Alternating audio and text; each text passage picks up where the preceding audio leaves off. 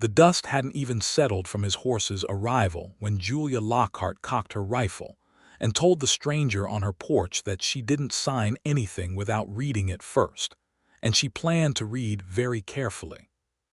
The morning of September the 3rd, 1882, came in hot and breathless over the New Mexico territory, the kind of morning that baked the red earth into something that cracked under a boot heel and sent heat rippling off the horizon in waves that made a person doubt what was real and what was mirage. Julia Lockhart had been up since before the sun, same as every morning since her father passed 8 months prior and left her the Lockhart Ranch, 640 acres of scrubland and grazing pasture along the Cimarron River that she had loved since she was old enough to walk its fence lines. She'd been mending the east fence where the cattle had pushed through the night before, her gloves worn thin at the fingers, sweat darkening the back of her cotton work shirt. She was 26 years old, strong in her arms and her opinions.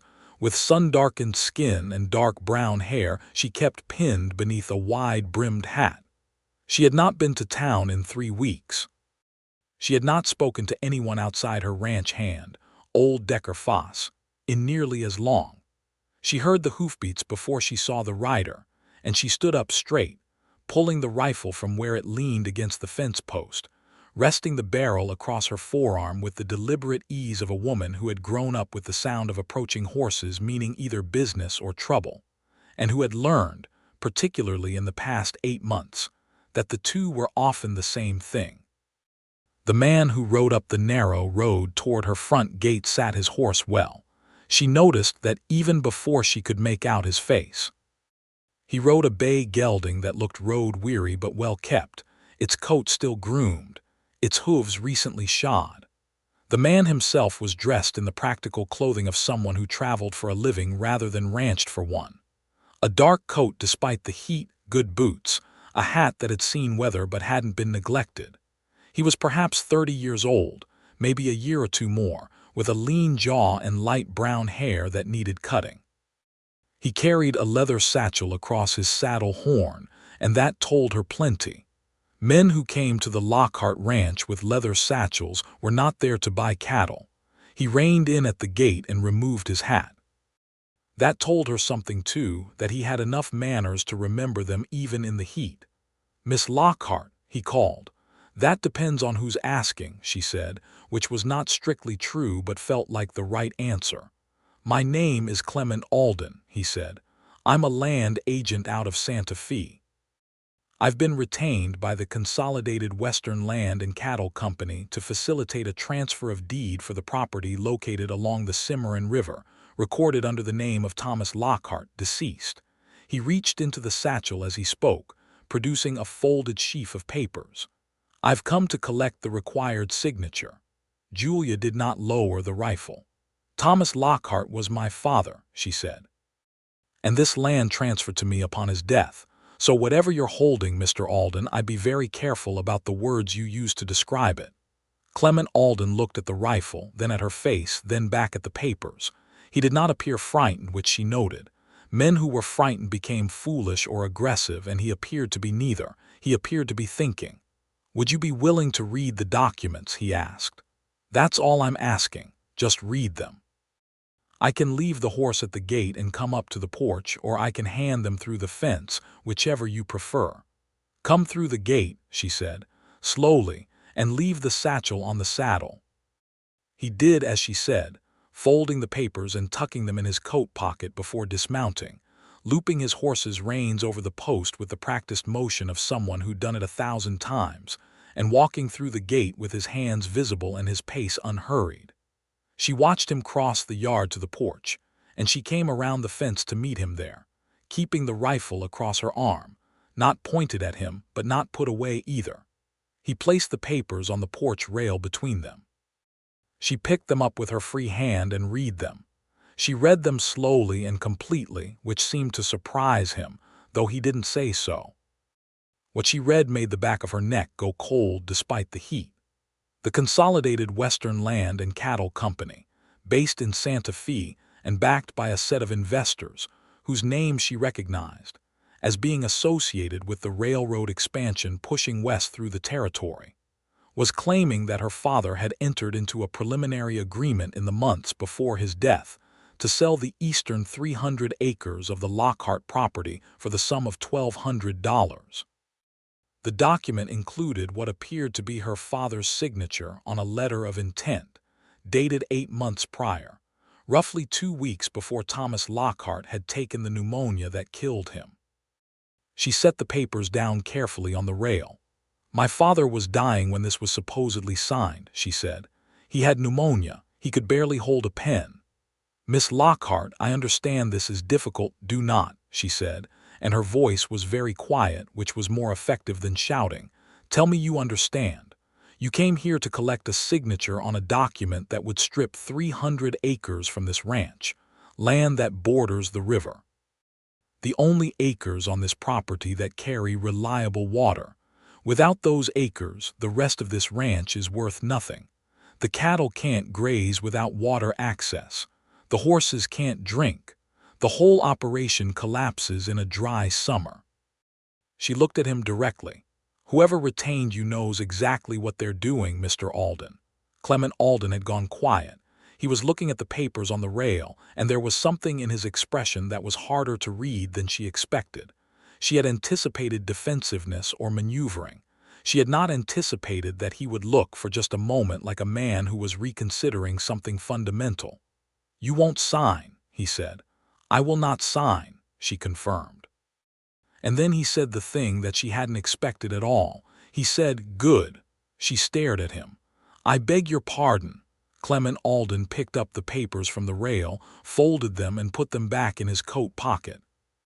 He looked at her with those direct gray eyes, and there was no evasion in them, which was striking enough that she forgot, for just a moment, to maintain the neutral expression she'd been using as armor. "I mean it," he said. "I've been riding out to collect signatures on these documents for 3 months. 2 ranchers before you signed without reading past the first page. 1 widow in Colfax County signed because she needed the money and didn't understand what she was losing. You read every word, you identified the precise consequence of what was being asked, and you said no. That's the right answer, Miss Lockhart, and I am genuinely glad you gave it." She looked at him for a long time. The morning heat pressed down around them. Somewhere out in the pasture, one of her cows lowed. A hawk turned slow circles above the dry ridge to the east. "You work for the company that sent you here," she said. "I'm contracted to them, yes," he said. "There's a difference, though I'll admit it's a fine one. I'm a land agent. I carry documents and I facilitate legal transactions. I'm not supposed to advise either party on whether to sign." He paused. "I've been telling myself that for 3 months. And today," she said, "today I'm standing on a dead man's daughter's porch, watching her defend 640 acres of river land that a company intends to acquire at a fraction of its value, using a signature that was likely obtained under duress, if it was obtained legitimately at all." He looked at the papers in his pocket.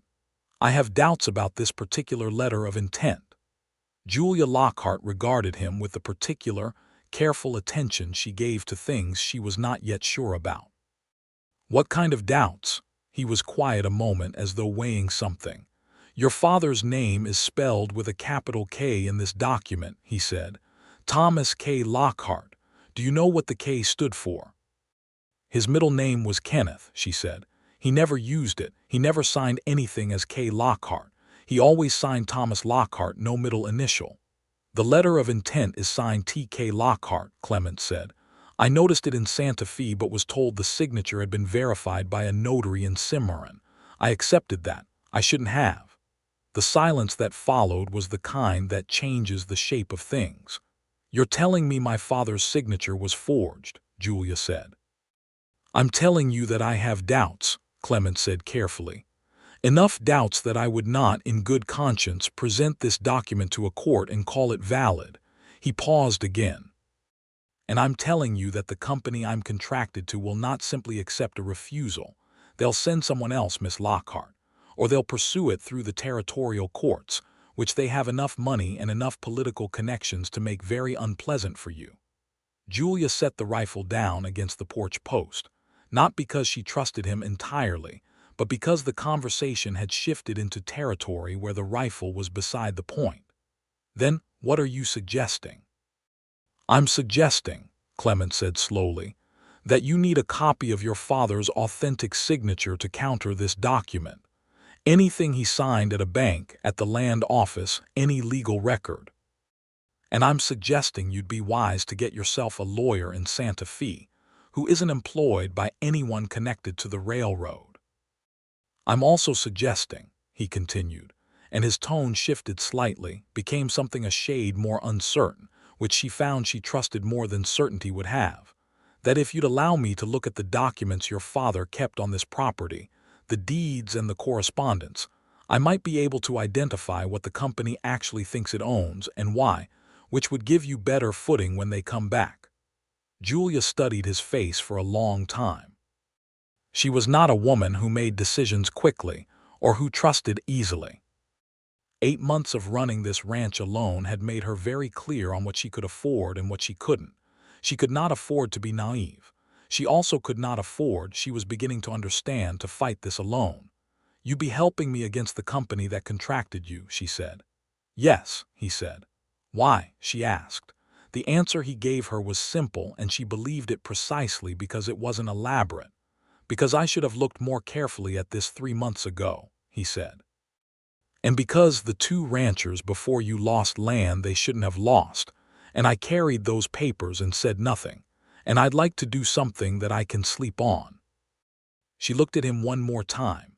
Then she opened the front door of the ranch house. "Come inside, Mr. Alden," she said. "I'll put the coffee on. My father kept every piece of paper he ever signed in a wooden box under the desk in the front room. We'll start there." The front room of the Lockhart ranch house was the kind of room that told a clear story of who had lived there. A large stone fireplace on the north wall, cold now in September but bearing the ash of 100 winters. A desk built from planks of pine, scarred with decades of use. Shelves holding books that had actually been read, their spines cracked and pages turned soft. A photograph on the mantel of a man and a woman, the woman younger and pale with a baby in her arms, the man standing straight with the particular posture of someone who knew a photograph was being taken and was trying to look worthy of posterity. Julia's parents, Clement thought, looking at the photograph while she made the coffee at the wood stove. The woman in the photograph had the same set to her jaw as the woman in the kitchen. Julia brought 2 cups and set one in front of him without ceremony, which he appreciated. She dragged the wooden box from under the desk and set it on the table between them with a decisive thud, and began sorting through it with the methodical attention of someone who'd spent years organizing her own practical affairs. The box contained, in rough chronological order, every significant document Thomas Lockhart had ever handled. The original land grant, dated 1861, the deed to the homestead. The record of purchase when he'd expanded the eastern pasture in 1874, correspondence with the land office in Cimarron, bank receipts, a letter from the territorial governor's office, unanswered, and in all of it, in every signature, Thomas K. Lockhart never once used the middle initial. Clement spread the forged letter of intent beside 3 of the authentic signatures. The difference was visible if you looked, and damning when you knew what to look for. The authentic signatures had a particular leftward lean to the capital T, almost a flourish that spoke of a man who'd learned his penmanship from someone who valued elegance. The forged T.K. Lockhart was upright, precise, anonymous. "This is forgery," Clement said quietly. "It's not subtle, once you've seen the genuine article." Julia was leaning over the desk beside him, close enough that he could smell the clean scent of soap and outdoor work, and she was looking at the 2 signatures with the intent focus of someone building a case. "The notary in Cimarron," she said. "You said a notary verified this." "Man named Grover Hatch," Clement said. "Operates out of a small office on the main street. He's done notarial work for several of the company's acquisitions in this territory." "He's theirs," she said flatly. "Almost certainly," Clement said. Julia straightened up, crossed her arms, and stood thinking in the particular way she had, which Clement was beginning to recognize, where she went very still and her eyes moved not around the room but seemed to look through the surface of things to what was underneath. He found himself watching her think and had to redirect his attention to the documents. "There's a federal land office in Santa Fe," she said. "Not territorial, federal. The original grant on this property was filed there in '61. "Yes," Clement said, and he felt something in him sharpen with attention because she was right and she'd gotten there faster than he had. "If this company tries to file a transfer of deed based on that letter of intent," Julia said, "they have to file it with the federal office, not just the territorial one. The federal land commissioner is not on anyone's payroll out of Santa Fe as far as I know." "As far as I know either," Clement said, "though I want to verify that before we relied on it."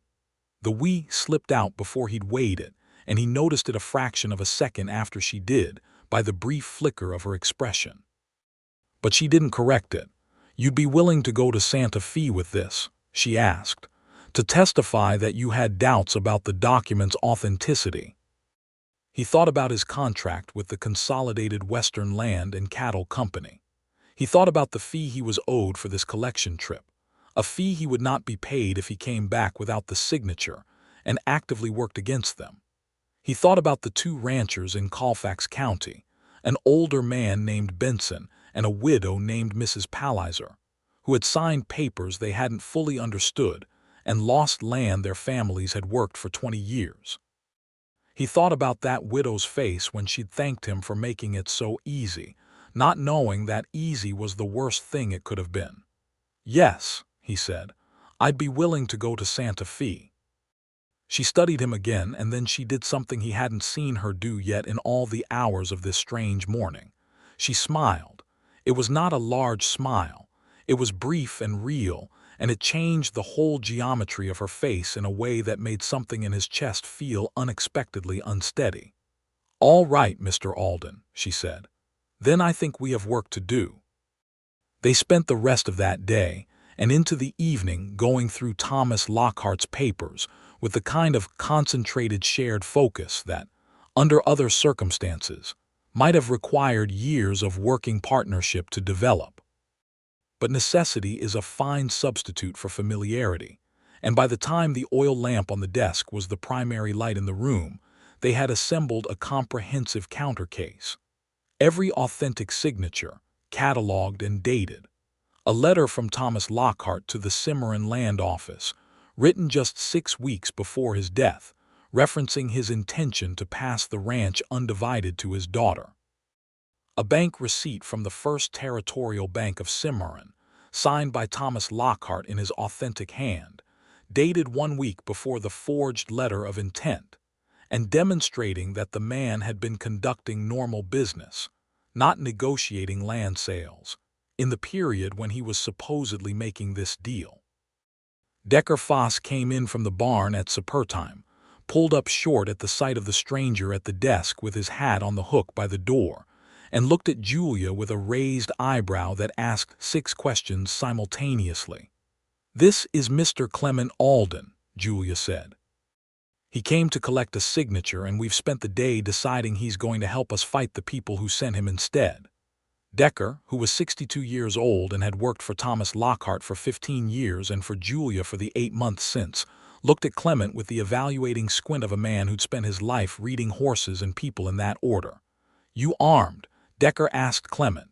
"Revolver," Clement said. "44. You good with it?" "Passable," Clement said. Decker looked at Julia. "Better than nobody," he said, which was, coming from Decker, a form of provisional welcome. Julia made supper for all 3 of them, a simple meal of beans and cornbread and dried beef she put up herself, and they ate at the kitchen table with the document spread at the far end and the lamp burning between them. Clement ate without commenting on the food either way, which she respected.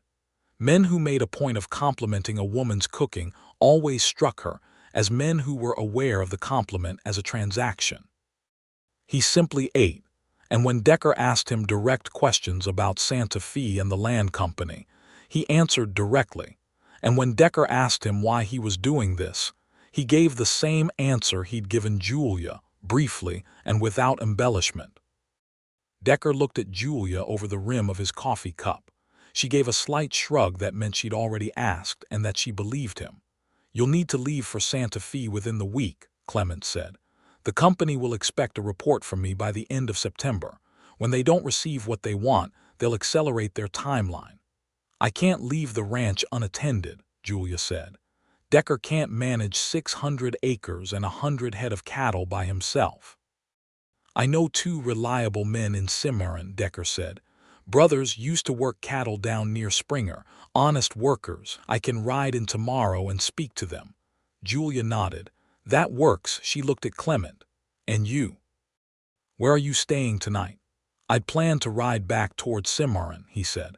"That's 12 miles in the dark," she said practically. "The barn's clean. There's a spare cot in the tack room that's been used before. I'd rather have you here than on the road, given that you've just agreed to work against the people who are watching this property." It was not a romantic invitation. It was a strategic one, and she stated it as such, and he accepted it as such. But when she showed him to the barn, carrying the spare lantern while he led his gelding, the ordinary domestic quality of it, walking across the dark yard together, the lamp making a warm circle in the night air while crickets sang in the dry grass, and the stars came out over the mesa, had a quality she didn't have a word for. Not discomfort. Something more complicated and warmer than that, which she filed away to think about later when she didn't have more urgent things demanding attention. "Your horse needs more water than he's been getting," she said, looking at the gelding. "I'll leave an extra bucket." "Thank you," Clement said. "His name is Ford.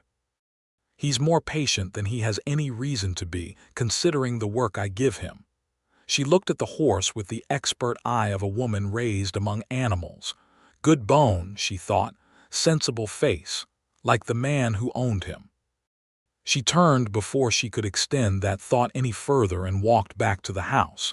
And she told herself the warmth she felt had everything to do with the lamp, and nothing to do with the particular way Clement Alden had said thank you, like he meant precisely that, and nothing added to it. The next morning, Decker rode to Cimarron for the 2 ranch hands, and Julia and Clement rode the fence lines together so she could show him the full extent of the property, and he could see clearly what was at stake. She'd expected to spend the ride explaining the ranch to him, pointing out the landmarks and the boundaries, but he asked the right questions, which meant she could answer them rather than recite them, and the conversation moved more easily than she'd anticipated. "How long did your father have the ranch?" he asked. "He homesteaded it in '61, she said. "He came out from Tennessee after his first wife died. I'm his second wife's daughter. My mother passed when I was 7. It's been the 2 of us since then, and Decker. And you learned to run it."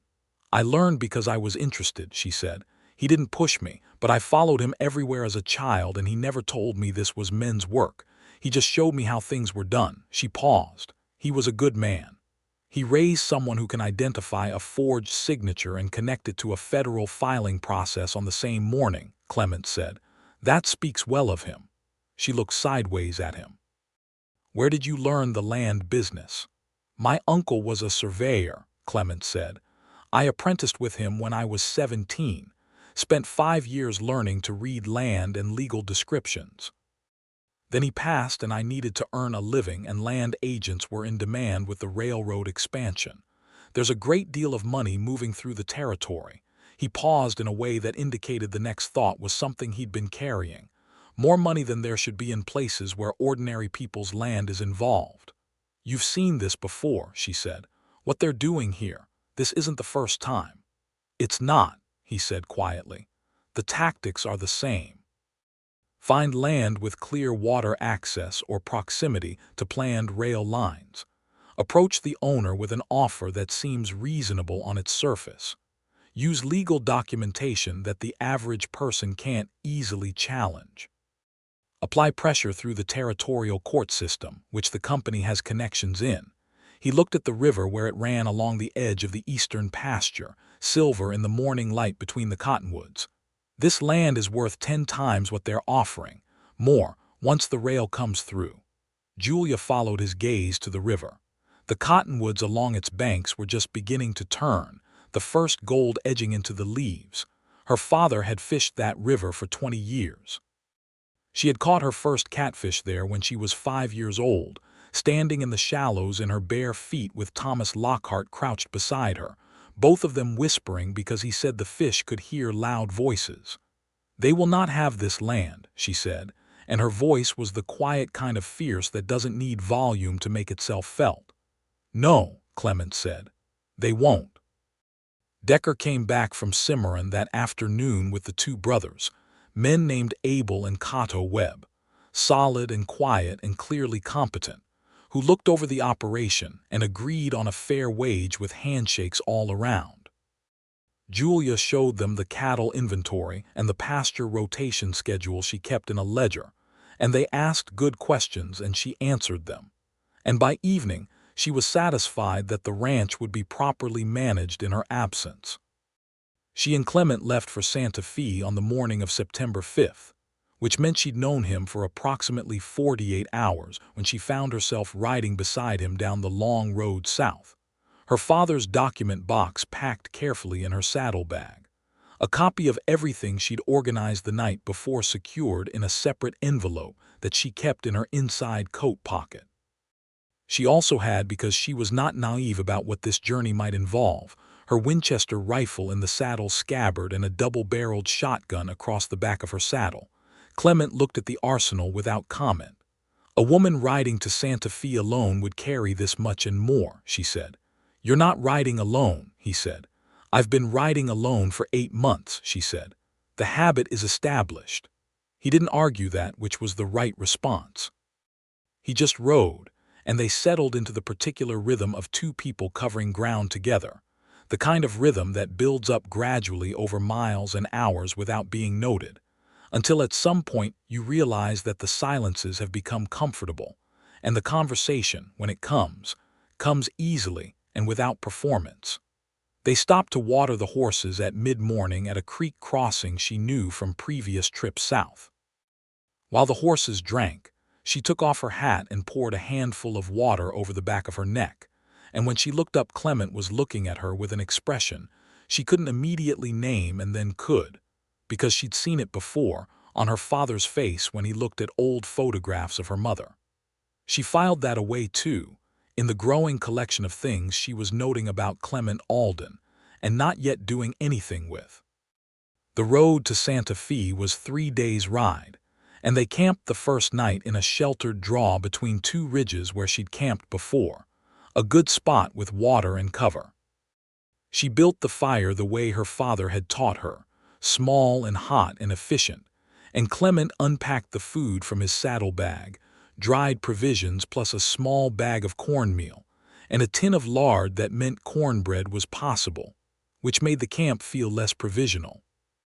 After supper, they sat by the fire in the cooling desert night, and the conversation went to places that conversations tend to go when two people are a day's ride from anything that knows them. And the sky above them is the full, unbounded western sky with all its reckless number of stars. She told him about her father, about the years it had been just the two of them, about learning to ride and shoot and read a brand and pull a calf and set a fence post. About the winter when she was 14 and a blizzard came down off the Sangre de Cristos, and they were snowed in for 3 weeks, just her and Thomas and Decker, and how her father had used the time to teach her debentry bookkeeping by firelight, saying that a person who understood money never had to be afraid of anyone who thought they did. Clement told her about his uncle, the surveyor, and about the years of walking land, learning to read the earth's face as if it were a document written in stone and grass and water. About the strange privilege of knowing what land was worth, and the harder thing of watching that knowledge be used to take rather than to recognize. He told her about his parents, who had come west from Ohio when he was 12, and about the farm they'd tried and lost, and the slow diminishment of that loss in his father's face across the years. He was 31, he told her, and when he said it he looked at her in the firelight as if the number were relevant information being offered, and she understood that it was. "You've never married," she said, because she was a direct woman and the question was a natural one. "Once," he said, and a careful quietness came into his voice. "7 years ago. She passed in her second winter out here. The country is harder than it looks, especially if you don't come from it." "I'm sorry," Julia said, and meant it. "She was a good woman," he said, "and she was brave coming here with me. I've spent considerable time since then making sure I don't drag anyone into a life that isn't what I represented it to be." A pause.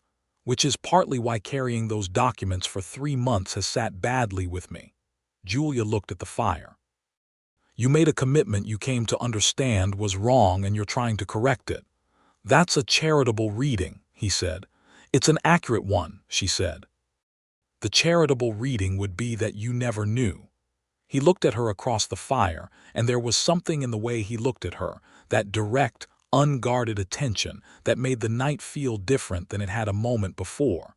Not dangerous. The opposite of dangerous. The kind of feeling she associated with solid ground underfoot. She said goodnight and rolled into her blanket on the far side of the fire. And for a while she lay listening to the horses shift, and the fire settle, and the distant sound of some creature moving through the brush. And she thought about the specific feeling of riding beside someone all day, and not being tired by their presence. She had grown accustomed to her own company in a way that had made her less patient with others, but this man did not require patience. He simply required attention, which she was finding she was glad to give. The second day on the road brought them through higher country, past pinyon pine and juniper, past small ranches and a trading post where they stopped to buy more supplies, and she noticed how Clement interacted with the Mexican family running the post, politely and without condescension, in enough Spanish to get the transaction done with dignity on both sides. She'd seen enough riders who treated the families out here as scenery, and the contrast was sharp. They stopped at noon in the shade of a large cottonwood and ate from their provisions, and it was here that they encountered the first evidence that their trip was known about. 3 riders came down the road from the north behind them, riding at a pace that was not urgent but was purposeful, and when they drew level they pulled up and looked at Julia and Clement with the particular incurious stare of men who were not incurious at all. Clement looked at them calmly. Julia's hand rested near the Winchester without touching it. The lead rider, a broad-shouldered man in a coat despite the heat, looked at the saddlebag Julia was carrying and then at Clement. "You'd be Alden," he said. It was not a question. "I would," Clement said. "Mr. Faber sends his regards," the man said. "He'd like to discuss the Lockhart matter before you reach Santa Fe." Faber was the name of the head of the Consolidated Western Land and Cattle Company. Clement and Julia had discussed him by lamplight in the ranch house kitchen, and she knew what he represented. "Tell Mr. Faber," Julia said before Clement could speak, "that the Lockhart matter has been discussed by the only person who has standing to discuss it, which is the owner of the Lockhart property." She said no. "That's the end of the matter unless Mr. Faber wants to explain in front of a federal land commissioner why his company is using forged signatures to acquire river land." The 3 riders were quiet. The lead one looked at her. She looked back with the particular quality of attention that her father had called her iron look, the one that made salesmen and overeager suitors and one territorial sheriff reconsider their positions. "The lady's been badly informed," the lead rider said, to Clement rather than to her. "The lady is better informed than most," Clement said, in a tone that was pleasant and absolutely final. "We're riding to Santa Fe on legal business. I'd advise you to ride on." The 3 men looked at each other, came to some collective calculation, and rode on. Julia watched them until they were small in the distance and then turned back to the road ahead. "They were watching the ranch," she said. "Or watching the road out of Cimarron," Clement said. "It amounts to the same thing. They know we're going." "Good," she said. "Let them know. The sooner this is in front of a federal official, the better." But that night, their second camp, she woke in the dark hours before dawn to the sound of horses and sat up with the Winchester already in her hands. Two of Faber's men, the same ones from the road and one additional, were at the edge of the camp, one of them with his hands on her saddlebag where it hung from the saddle horn. She cocked the Winchester. "Put it down," she said. Her voice was very clear in the quiet air. Clement was up with his revolver drawn, and that was 3 against 2, except that 2 of the 3 were armed awake and had their weapons already in hand, which changed the arithmetic considerably. The man with the saddlebag put it down slowly. The 3 of them rode off into the dark, which told her they'd been told to intimidate rather than to harm, which in turn told her that Faber wasn't ready to explain something worse than a forgery to a federal commissioner. She and Clement rebuilt the fire and sat up the rest of that night, taking turns sleeping in 2-hour shifts, and in the gray pre-dawn when it was her shift to be awake and his to sleep, she sat with the Winchester across her knees and looked at him lying on his blanket, one arm across his eyes, and thought that she had not felt this particular combination of trusted and trusting in a very long time, possibly ever. They reached Santa Fe on the evening of September 7th, and the city hit them in the usual way of cities after open country, suddenly loud and smelling of horses and wood smoke and the permanent dust of 1,000 footsteps. They found a respectable boarding house on a side street that Clement knew, run by a woman named Mrs. Delgado, who provided 2 separate rooms, a hot supper, and a kind of brisk professional discretion that Julia appreciated greatly. She slept that night in an actual bed for the first time in 3 days and woke feeling more human, which helped considerably with what was coming. The Federal Land Commissioner's office was a 2-story adobe building on the plaza, and they arrived when it opened at 8 in the morning, the document box under Julia's arm and the copies in Clement's coat pocket. The assistant commissioner was a careful man named Warren Prout, who looked at them over his spectacles with the preliminary suspicion of a government official accustomed to people trying to manipulate federal records, and who shifted gradually over the next 90 minutes to something else as they laid out the case. Julia presented the authentic signatures. She presented the bank receipt. She presented her father's letter to the Cimarron Land Office. She presented the timeline of his illness against the date of the supposed letter of intent. Clement presented his own professional assessment of the signatures, speaking with the technical precision of someone who had been reading legal documents and land records for 15 years, and whose word on the subject carried weight. Prout examined everything carefully, asked several pointed questions, made extensive notes, and then removed his spectacles and polished them in the particular way of men who use the gesture to give themselves a moment to think. "The signature discrepancy is significant," he said. "The middle initial alone would warrant examination. Combined with the timeline and the notary's association with the company, this is a matter for a formal inquiry." He looked at Julia. "You understand that a formal inquiry takes time. The company will be notified and will have the opportunity to respond." "I understand," Julia said. "I would also like to note that agents of this company attempted to interfere with this journey. 2 of their men were on the road, and 3 of them attempted to take my documents from my camp the night before last." Prout's expression went several degrees more serious. "That's interference with a federal process if this inquiry is opened." "Then please open it," Julia said. The inquiry was formally opened that afternoon. The company's ability to file any deed transfer based on the contested document was suspended pending the inquiry's outcome. Prout told them the process would likely take between 4 and 8 weeks, and that Julia would receive a formal notification at her address. When they stepped out of the commissioner's building into the September afternoon sunshine of the Santa Fe Plaza, Julia stood still for a moment and felt the precise quality of the relief, which was significant but not complete, because 4 to 8 weeks was not resolution, and there was work still ahead. Then Clement said, "You were magnificent in there," and she turned and looked at him with all her considerable directness. "I was accurate," she said. "That's all." "It's not all," he said, and looked at her with those steady gray eyes. You walked in there and laid out a complete legal case against a company with 5 times your resources, and you did it without one moment of uncertainty. I had plenty of uncertainty, she said. I just didn't let it out.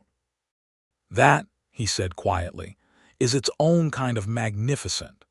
She looked away because the look in his eyes was doing something to her equilibrium that she needed to address privately before she responded to it publicly.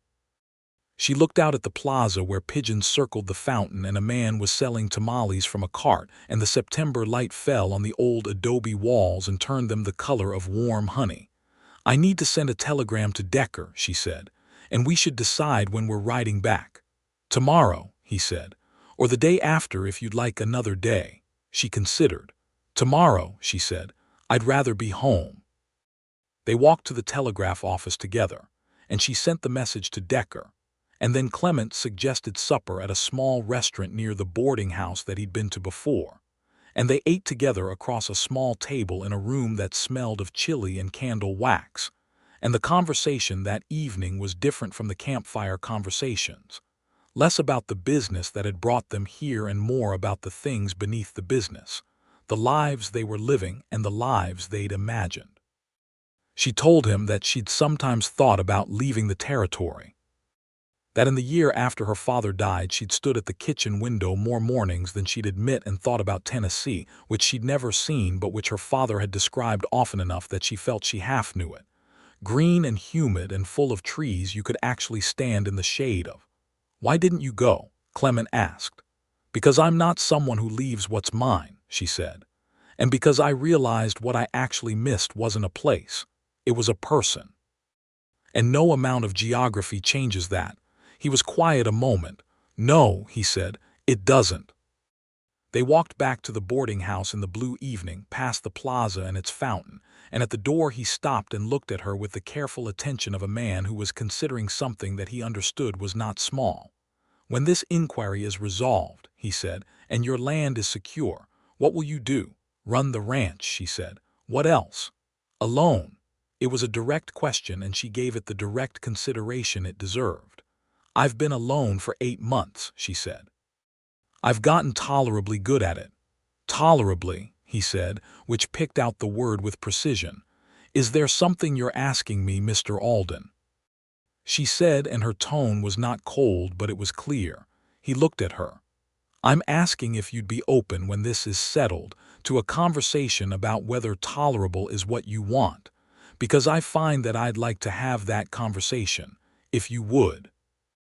Julia Lockhart stood in the blue evening on the front step of a Santa Fe boarding house and looked at the man who had ridden onto her land 4 days ago with a document she hadn't signed and an unexpected conscience, and she felt something in her chest that she recognized from the books her father had kept on those shelves, the ones that had actually been read, the ones that told true things about what people were to each other when the practical things were stripped away.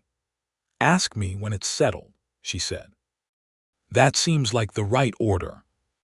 That seems exactly right, he said, and smiled. And the smile was the kind that didn't announce itself but simply was. And she went inside and up the stairs to her room and stood at the window for a few minutes looking out at the Santa Fe night with the same expression she'd been cataloging and not naming for 4 days. The ride home was easier, which surprised her less than it might have a week ago. The country she had ridden south through with the weight of an uncertain purpose was the same country returning, but the weight was different, not gone but changed in quality from the heavy kind to the kind you carry because it's worth carrying. The inquiry was opened. The company's hands were tied for now. She had time to work with. Clement rode beside her and they talked about everything and nothing in the way of people who have established, without formal announcement, that they are glad of each other's company and intend to continue in it. He told her about the survey work he'd done in his 20s, out in the eastern part of the territory where the land flattened into the high plains and the sky became an event in itself. She told him about the year the Cimarron flooded and the water came across the lower pasture, and they moved the cattle to the high ridge and watched the river reclaim 50 yards of fence in an afternoon. What did your father say? Clement asked. He said the river was just taking back what had been rented from it, she said. And then he rode down and started pulling the fence posts out himself so they wouldn't pile up and dam the current further. She paused. He was practical about things he couldn't change, and impractical about things he could, Clement said, and there was a warmth in the question. He built that kitchen table 3 times before he got it level, she said. He was a stubborn man, but kindly stubborn. They camped the first night in the same sheltered draw she'd used going south, and this time there was no disturbance, only the fire and the stars and the horses drowsing and the comfortable sound of 2 people who have stopped performing at each other and are simply present. She asked him that night what he was going to do about his contract with the company. "I'll write them a formal letter stating that I was unable to obtain the required signature due to deficiencies in the underlying documentation," he said. "That's accurate. They'll terminate the contract. I expected that." "And then," she said. "And then," he said, "I need to find different work.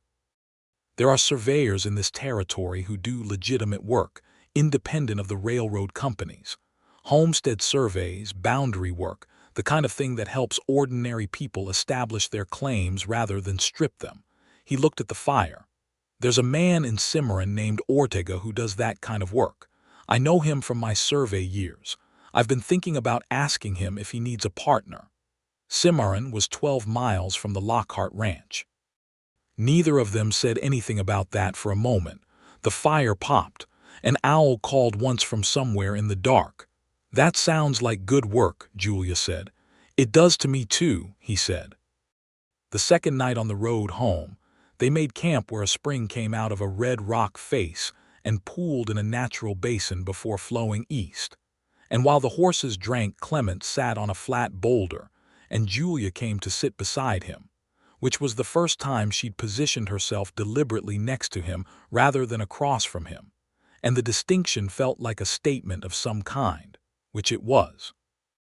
They sat and watched the evening come down, the sky going through its western ceremony of orange and rose and deep purple, the first stars appearing in the east while the west was still bright, and she thought about the word that her father had used when he described meeting her mother, unexpected in the context of a man who had been a widower for years and had not been looking. He'd said he'd been ambushed by it. She'd laughed at the time because it sounded like a complaint when clearly it wasn't. She understood better now what he'd meant. "Clement," she said, and it was the first time she'd used his given name, which registered on his face in a slight, immediate way.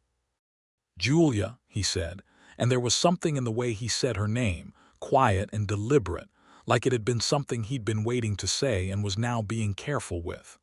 "When this is settled," she said, "I'd like to have that conversation now if that's all right. I don't see the sense in waiting for the inquiry to close when we both already know what we think." He looked at her. The last of the sunset was behind him, and his face was in shadow, and in the shadow he looked at her with the whole attention of a man who is not hiding anything. "I think," he said carefully, "that I've been alone for 7 years and that I told myself it was because I hadn't met someone who made the solitude seem worth trading for something better. And I think that I rode onto your property 4 days ago to collect a signature on a fraudulent document, and that you pointed a rifle at me and read every word of the papers and said no, and that over the last 4 days I have been consistently and persistently ambushed by how clear and strong and good you are." He paused. "And that I'd like, with your permission, to see if the rest of my life is something I might spend in a direction that includes you." Julia looked at the first stars in the darkening sky and then at him. "I think," she said, "that I've been practical for 8 months and before that for 26 years, and that practical has served me very well, and that I've decided practical and feeling something true aren't actually opposites. So yes, with my permission." She paused. Permission given. He reached across the space between them and took her hand, and she let him, and they sat in the gathering dark above the spring, with the horses quiet behind them and the full western night coming down around them. And neither of them said anything else for a while, because there wasn't anything else that was needed. They arrived back at the Lockhart Ranch on the evening of September 9th in the last of the light. Decker met them at the gate, which meant he'd heard the hoofbeats, and he looked at the two of them with the particular acuity of a man who'd known Julia since she was a child and who registered, with a brief flicker of something that was not quite a smile, that something between the two riders had changed from when they'd left. He said, "Any trouble?" "Some," Julia said. "Nothing that wasn't handled." "Supper's on," Decker said, and that was that. The Abel and Cotto Webb had maintained the ranch in good order, the cattle counted and correct, the fence that she'd been mending when Clement arrived now properly repaired, the water troughs full. She paid them their agreed wage from the cash she kept in the strongbox, shook their hands, and watched them ride toward Cimarron with the particular satisfaction of having made a good hire. Clement stayed. That was the plainest way to say it. There had been no formal discussion of it in those first days after they returned. It simply became the shape of things. He rode to Cimarron on the second day and visited with Ortega the surveyor, and came back in the late afternoon to find Julia in the south pasture moving cattle with Decker. And he pulled off his coat and hat and pitched in without being asked, and Decker looked at him once with the evaluating squint, and then simply included him in the work, which was Decker's version of endorsement. Ortega was indeed looking for a partner. The survey work was expanding as more homesteaders arrived in the territory and needed their claims properly filed and their boundaries established. The work was steady, honest, and paid enough to constitute a reliable living. Clement wrote his letter to the Consolidated Western Land and Cattle Company, formally declining further contract work, citing professional concerns about the validity of certain documents, which was both true and carefully worded, and posted it from Cimarron. He found lodgings in Cimarron, a single room at a boarding house on the edge of town, but he spent most of his off days at the Lockhart Ranch, which was entirely proper and also very clear in its direction, and Decker treated him with a gruff, increasing warmth that in an openly affectionate man would have constituted friendship, and in Decker constituted the same thing expressed differently. In October, the Federal Land Commissioner's office sent Julia a preliminary finding. Prout had done his work with thoroughness. The notary Grover Hatch had been subpoenaed, and, facing federal charges for notarial fraud, had provided a written statement confirming that the signature on the letter of intent had been presented to him already affixed to the document, that he had not witnessed it being signed, and that he had been paid a sum of money by an agent of the Consolidated Western Land and Cattle Company to provide the notarial seal. Two of the ranchers in Colfax County who had signed over land were contacted by the federal office regarding their own documents, and it emerged that similar practices had been used in at least 3 other acquisitions. The inquiry expanded. The company's operations in the territory were subjected to formal federal scrutiny, and by November the 2 Colfax County ranchers had received official communication that their transactions were under review. One of them, the widow Mrs. Palliser, stood to recover her land entirely, as the document she'd signed had been obtained through misrepresentation. The other, Mr. Benson, had a more complicated case, but the federal office was actively engaged. In December, the formal finding came. The Lockhart property deed transfer was declared void. The letter of intent was formally categorized as fraudulent. The Consolidated Western Land and Cattle Company's claims to the eastern 300 acres of the Lockhart Ranch were dissolved. The Federal Land Commissioner's office referred the matter to the Territorial Federal Court for further prosecution of the parties involved. Julia read the document at the kitchen table with Clement sitting across from her and Decker standing by the stove, and when she finished reading, she set it down very carefully and sat with her hands folded in her lap and her eyes closed for a moment, and then she looked up. "Well," she said. "Well," Clement said. Decker made a sound that might have been celebratory and was definitely gruff, and then poured 3 cups of coffee without being asked, which for Decker was the equivalent of throwing a party. That night after supper, after Decker had gone to his room in the small addition at the back of the house, and the lamps were burning low, Clement and Julia sat at the kitchen table with the federal commissioner's letter between them, and she looked at him across the table with the full open directness that was the most characteristic thing about her. "I believe you said something about a conversation," she said. "When it was settled." "I did say that," he said. "It's settled," she said. The particular way he looked at her in that moment was something she would remember clearly for the rest of her life, which was going to be a long one. He reached across the table and covered both her hands with his, and the warmth of it went all the way through her in a way that had nothing provisional about it. "I've spoken with Reverend Mills in Cimarron," he said. She raised an eyebrow. "That's presumptuous." "It's organized," he said, and the corner of his mouth moved in the way it did when he was amused but being careful about it. "I haven't made any appointments. I've simply determined that he performs the relevant ceremony and is a decent man. The rest is up to you." Julia looked at him. "The rest has been up to me from the beginning," she said. "That's been the nature of this entire situation." "True," he said, "and you've handled it very well." "I have," she agreed, "including the part where I decided to trust you." "I remain grateful for that," he said, and the simplicity of it was very much in keeping with who he was, which was one of the chief reasons she trusted him. He did not elaborate on things that didn't need elaboration. He said what he meant. "Yes," she said. "Yes," he said. "Yes to Reverend Mills," she said. "Yes to the conversation, yes to all of it. Is that sufficiently clear?" "Perfectly clear," he said, and the smile that came into his face was the full version, not the careful small one, and she found that she had to look at it for a long time to be sure she had all of it. They were married in Cimarron on a Saturday in February of 1883, in the small white church where the Reverend Mills presided with genuine warmth and somewhat excessive length. Decker stood beside Clement as a witness, wearing a coat that he had clearly taken great pains to press, which moved Julia more than she expected.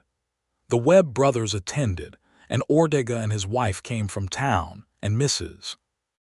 Delgado from Santa Fe had written a letter of congratulation that arrived the week before, which Julia put in the document box alongside her father's papers. Julia wore her mother's dress, altered to fit her, a cream-colored wool that was practical for February and beautiful in the lamplight of the church. She walked down the aisle without anyone to give her away, because she had been given to no one and was choosing freely, and Reverend Mills, to his credit, made no remark about the absence of that particular tradition. When Clement took her hands at the altar, he looked at her with the full, steady attention that was his most consistent quality, and she looked back with the directness that was hers.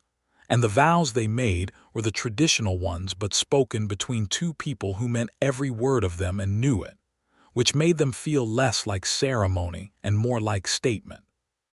After the ceremony, there was a meal at the Cimarron Hotel dining room, which the proprietress had set up with great local enthusiasm, and there was music provided by two men with fiddles who played with more energy than precision, but made up the difference in good will.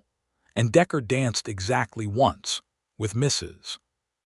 Ortega, which caused him to turn a spectacular shade of red that everyone was polite enough not to comment on directly. Julia and Clement danced together in the cleared space between the tables, and she was not a natural dancer, and neither was he, which meant they were evenly matched and could laugh about it, which turned out to be better than Grace would have been.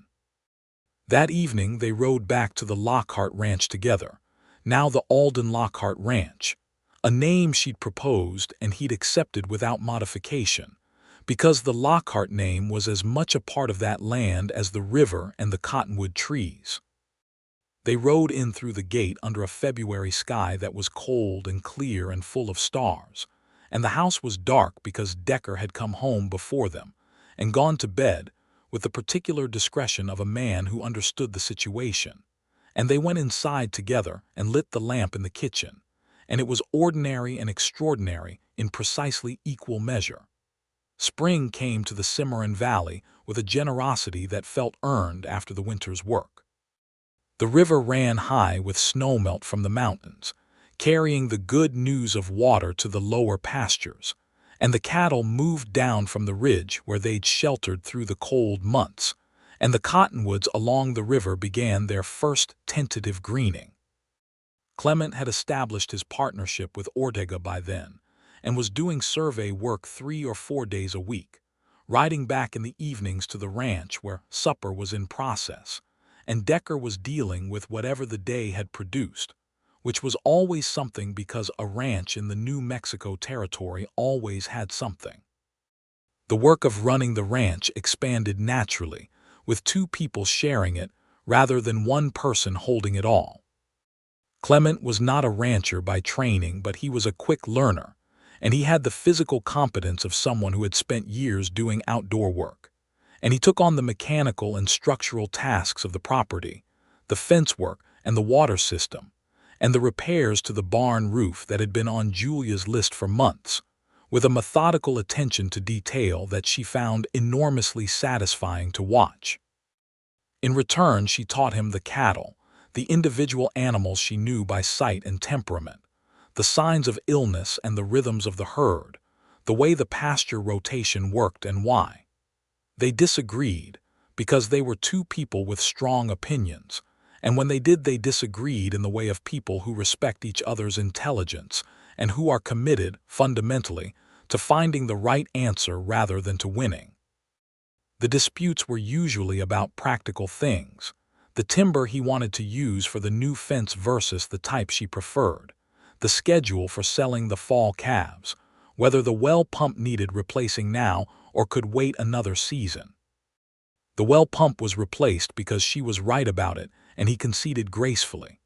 The timber dispute ended in a compromise that turned out to be structurally superior to either of their original positions, which satisfied them both. In April, a letter came from the federal court in Santa Fe. 3 principals of the Consolidated Western Land and Cattle Company had been formally charged with document fraud and interference with federal land processes. Grover Hatch, the notary, had pleaded guilty and received a reduced sentence in exchange for his testimony. The company's operations in the territory were suspended pending the trial's outcome. Mrs. Palliser in Colfax County had her land returned to her outright. Mr. Benson received a financial settlement that compensated him for the value of the land he'd lost. Julia read that letter at the kitchen table the same way she'd read the first federal finding, carefully and completely, and when she finished she folded it and put it in the document box, and she sat for a moment with her hand on the wooden lid of the box, which held her father's whole paper life and now held the legal resolution of the fight to keep what he'd built. "He would have liked you," she said to Clement, who was sitting across from her with his coffee cup. "I'd like to have known him," Clement said. "He would have argued with you about the fence timber," she said. "Probably would have been right too," Clement said. She smiled. "Definitely. The summer of 1883 was a good one by the measures that mattered to people who lived in the New Mexico territory. The rains came at reasonable intervals, not the flooding kind but the kind that settled into the soil and stayed. The cattle were healthy and the calf crop was strong." Clement's survey work with Ortega expanded significantly as the territorial population grew, and the work was precisely the kind he described, helping homesteaders file valid claims and establish their boundaries, work that built rather than took.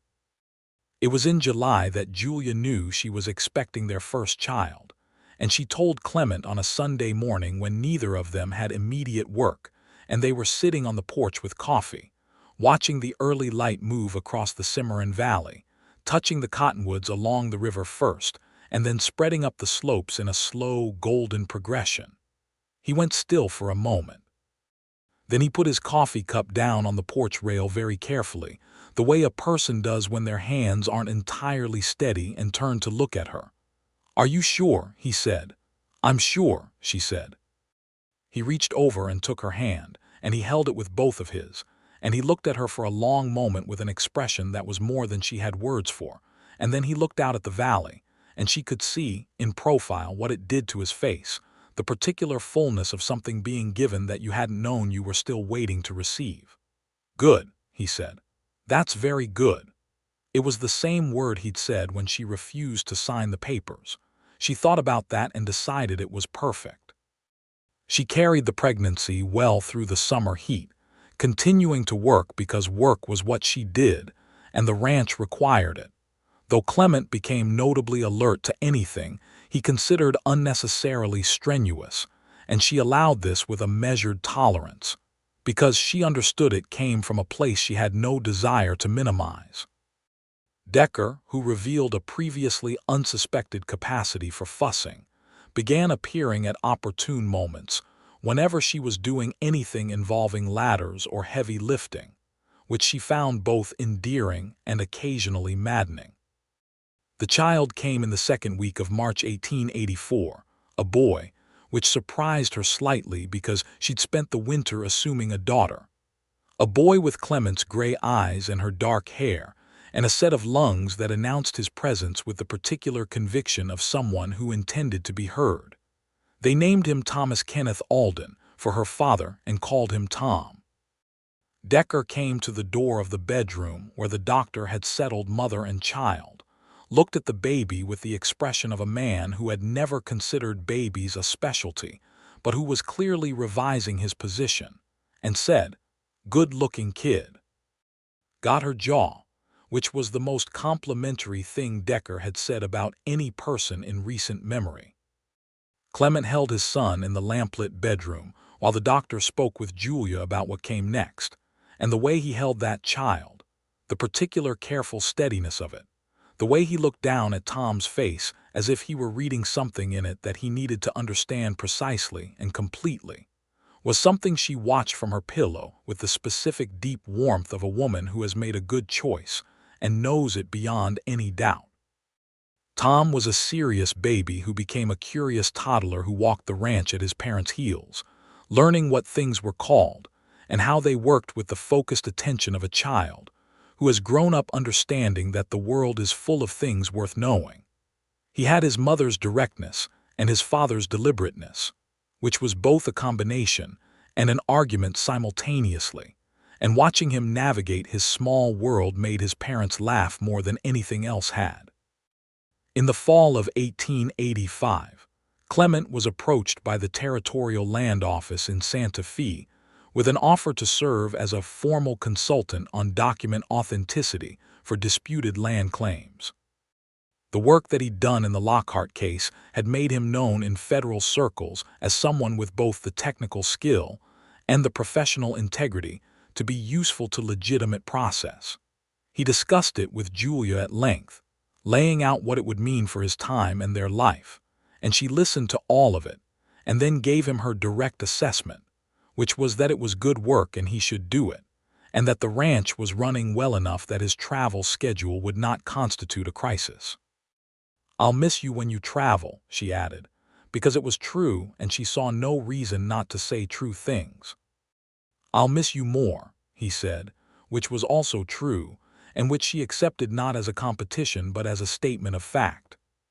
He took the position and did the work well, and the travel was manageable and he came home reliably, and the ranch went on in its seasonal rhythms, the calving and the branding and the fence work and the harvest of the kitchen garden Julia maintained alongside the cattle operation, and Cimarron grew gradually, and the valley filled slowly with more families, and the Alden Lockhart Ranch remained one of the solid, established properties along the river. In the spring of 1887, Julia found herself expecting a second time. This pregnancy was different in its quality, more tiring, and she allowed herself more rest than she had with Tom, which was itself a sign of how much she'd changed in the years since she'd been doing everything alone. Not that she needed Clement to rest, but that she'd learned the difference between independence and unnecessary hardship, and that accepting help from someone who loved you and wanted to give it was not the same thing as being diminished. The second child was a girl, born in November 1887, small and emphatic and immediately certain of her opinions about everything. They named her Catherine Louise Alden, and Tom, at 3.5 years old, regarded his sister with a wariness that resolved over several weeks into proprietary affection. By Christmas, he had appointed himself her particular guardian in all situations involving anything he considered a hazard, which included most things. Decker, who was 67 by then and had begun to slow in the way that was noticeable, held Catherine on the Christmas morning she was 6 weeks old, in the front room by the fireplace, and looked at her with the expression he'd had when he looked at Tom, the same surprised tenderness. And Julia stood in the doorway watching and felt the layered quality of the moment. Decker, who had worked for her father and who was as much a part of this land as any fence post, holding her daughter in the room where her father's photograph still stood on the mantel. She went and stood beside the old man and looked down at her daughter's sleeping face. "He'd have been so glad," Decker said, meaning Thomas Lockhart. "He would," she said. "He'd have driven Clement absolutely mad asking him about survey methods and telling him the cattle operation ran better differently. And Clement would have listened to every word of it," Decker said, "and done it his own way regardless, politely." "That's accurate," she said. "Good match," Decker said, which was the most direct endorsement he had ever given, and she put her hand on his shoulder briefly in the way you touch someone when there's too much to say and the quiet says it better. In the summer of 1888, the trial of the principals of the Consolidated Western Land and Cattle Company concluded in the federal court in Santa Fe. 2 of the 3 main defendants were convicted on multiple counts of document fraud and conspiracy to defraud, and received prison sentences. The third, a minor functionary who had clearly operated under direction, received a lighter sentence and restitution requirements. The company itself was dissolved. Its assets were liquidated, and a portion of the proceeds were directed by federal court order to the ranchers who had been defrauded. Julia and Clement were in Santa Fe for the verdict, having been notified as the original complainant and primary witness, respectively. They sat in the courtroom and heard the verdict read and then walked out into the Santa Fe Plaza afterward, the same plaza they'd stood in 6 years earlier, and sat by the fountain in the September afternoon while pigeons circled and the light fell gold on the old adobe walls. "It's done," Clement said.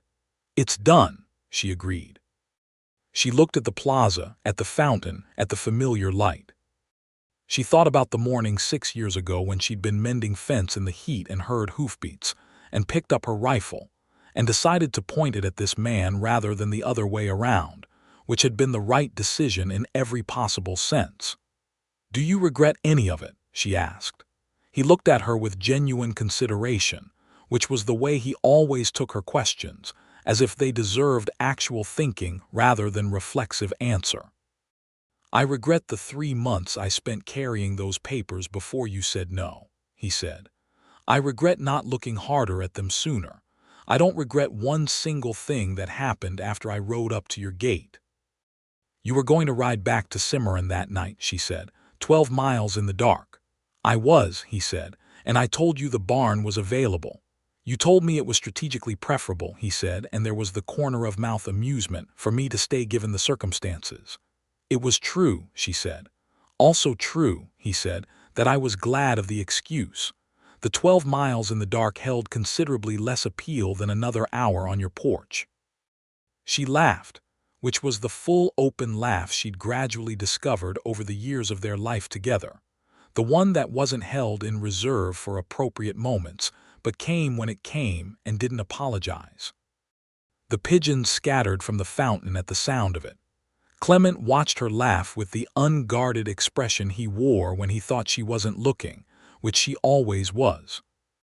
They rode home to the Cimarron Valley in the clear September air, the same road they'd ridden 6 years before, and the country was the same country, the pinyon and juniper, the red rock ridges, the long views south, and yet completely different because you only get to ride through the same country once, and what you've become by the second time is not what you were by the first. The Lockhart Ranch, the Alden Lockhart Ranch, came into view in the late afternoon light, the house and barn and the outbuildings, the horses in the near pasture, the cattle visible as small moving shapes on the far slopes. The cottonwoods along the Cimarron were in full fall gold, the same gold they'd been in when Clement had first ridden that fence line beside her and looked at the river as if he were learning it, which he had been. Decker was sitting on the porch when they came through the gate, the children visible behind him through the front window where Mrs. Webb, Abel's wife, who had become their regular household help, had charge of the afternoon. Decker raised a hand as they rode up, acknowledging their return in the economical way of a man who did not waste motion. Tom came out the front door at a run when he heard the horses, which was how he always came, at full speed and with his face entirely open. He was 4.5 years old and already had opinions about horses and fences, and the proper way to set a post that he'd formed by following his parents around the ranch for the entirety of his life. And he communicated these opinions freely to anyone who would listen, and several who were trying not to. "Mama," he announced, reaching up for Julia as she dismounted, "Catherine ate the biscuit I was saving and said she didn't but she had crumbs." "How do you know it was the biscuit you were saving specifically?" Julia said, lifting him and settling him on her hip with the ease of practice. Tom considered this with the expression of someone confronting an unfair logical challenge. "Because it was the good one," he said. Clement came around the horses and ruffled his son's hair, which Tom accepted with the dignity of someone who understood this was affection and chose to permit it. "We'll get more biscuits," Clement said. "It's a solvable problem." "Most things are," Julia said, and caught Clement's eye over their son's head, and the look between them was the accumulated shorthand of 6 years of partnership, the quick, complete communication of two people who have learned each other thoroughly. Decker stood from his chair on the porch as they came up. "Trial's done," he said. "Done," Julia said. "Conviction on all major counts." Decker nodded once, the way he received good news, without ceremony but with evident satisfaction. "Supper's nearly ready," he said. "Webb made that stew you like." "Good," said Julia. She went inside with Tom still on her hip, and the house received her the way it always did, with the smell of the kitchen and the warmth of the fire in the front room and Catherine's voice from the kitchen, raising some inquiry with the intensity of a child who has questions about everything, and the solid, familiar presence of the place that was hers, that had been her father's, that she had fought to keep and had kept, that was now theirs. Clement followed her inside, and the door closed behind him, and the lamplight was warm in the front room windows against the September evening, and outside the cottonwoods along the Cimarron stood in their full autumn gold beside the river that ran on at its own pace, indifferent to all human significance and perfect in its indifference. That evening after supper, after the children were in bed and Decker had retired and the dishes were done and the lamps turned low, Julia and Clement sat on the porch in the cooling night air with their coffee cups cooling between them, and the valley was dark below, and the stars were the same reckless western stars, and the Cimarron ran somewhere in the dark ahead making its quiet sound. 6 years, Clement said. 6 years, she agreed, since a man with a leather satchel came up my road. You pointed a rifle at me, he said. I read your documents, she said. That seemed like the more consequential choice in retrospect. Both were correct, he said, under the circumstances. She reached over and took his hand, same as he'd taken hers by the spring on the road home 6 years ago, and held it in both of hers, and they sat in the dark on the porch of the Alden Lockhart ranch with the valley spreading away below them and the sound of their 2 sleeping children somewhere behind them in the house. I want a third, she said, if you're agreeable. He turned to look at her. In the starlight his face was dark, but she knew it.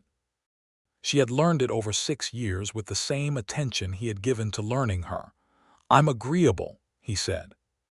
Good, she said, and she said it the way he had said it on her porch on the morning this had all begun, simply and completely and meaning precisely what the word meant, no more and no less. The Cimarron ran in the dark below. The stars turned in their slow western arc.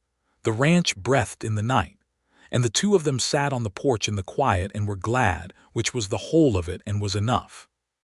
In the years that followed, the third child arrived in late 1889, another boy they named Robert James Alden, who turned out to have his grandfather Thomas's leftward lean to his penmanship, and a stubbornness about fenced timber that made Clement laugh out loud the first time he noticed it.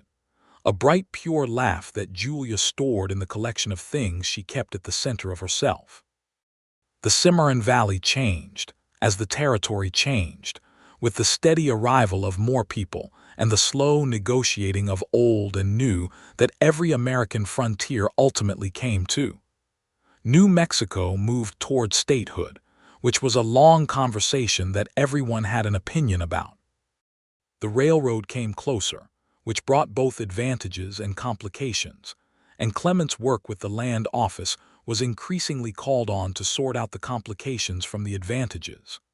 The Lockhart land along the river became more valuable as the years went on, exactly as Clement had told Julia it would on that first morning, and she managed it with the practical intelligence her father had given her, and the expanded perspective that 6 years of partnership had added. Decker Foss retired from active ranch work in 1891, at 69 years old, and Julia and Clement built him a proper room in the house rather than the addition, and he sat on the porch in the afternoons and watched the valley with the satisfaction of a man who has worked enough and done it well. The children adopted him as a particular authority on all things, a status he accepted with gruff enjoyment. He told Tom and Catherine and small Robert the same stories he'd told Julia when she was a child, about the early days of the Lockhart Ranch, about Thomas Lockhart and his level kitchen table, and the children listened with the inherited attentiveness of people who understood that their history was worth keeping. The land was secure. The family was built.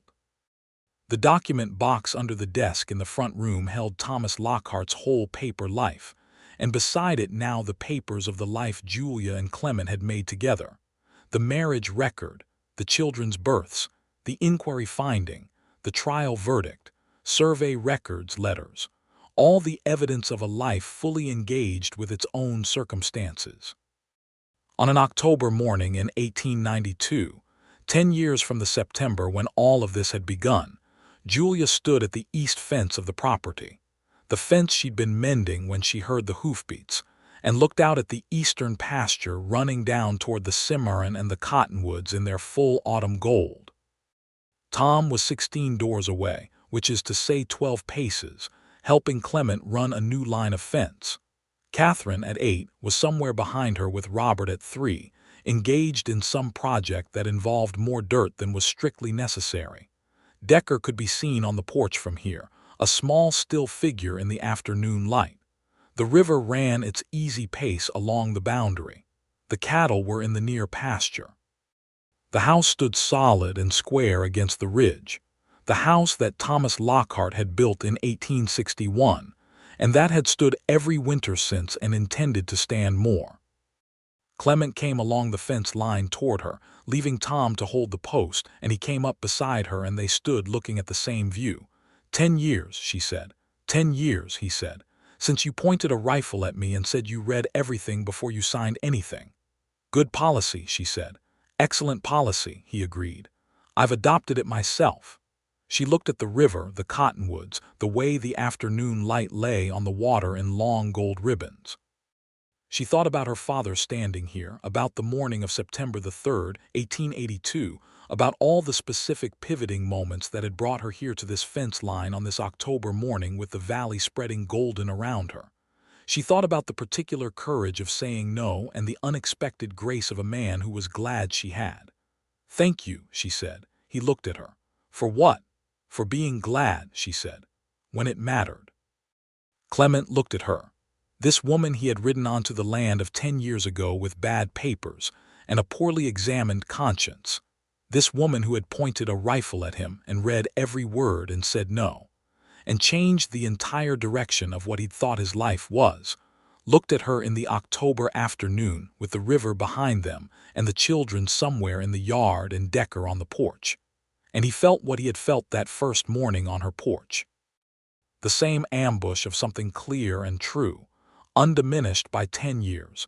If anything accumulated and deepened and more fully itself.